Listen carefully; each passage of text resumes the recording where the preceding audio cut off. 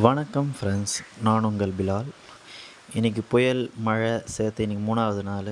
So இந்த 3வது நாளில் வந்து பார்த்திங்கன்னா, இந்த வீடியோ பார்த்திங்கன்னா ஃபுல்லாக கொறவ மீன், நாட்டு கொறவ மீனுங்க வந்து ஒரு 4 மீன் வந்து நாங்கள் கழனிலேயே பிடிச்சோம். என் வீட்டு பக்கத்தில் கழனி இருக்குது. ஸோ அங்கே போன சின்ன ஒரு தண்ணியில் வந்து இந்த மீனை வந்து எங்கள் மாமா பிடிச்சிட்டு வந்து கொடுத்தாரு. ஸோ அதை தண்ணியில் விட்டுட்டு ஒரு வீடியோ எடுத்தேன். ஸோ இந்த மீன்லாம் பார்த்திங்கன்னா வந்து நம்மள மாதிரி கிராமங்களில் இந்த சைடில் தான் வந்து ஆக்சுவலாக வந்து இருக்கும். இப்போ சென்னை சைட்லலாம் இதுனா வளர்க்கணும்.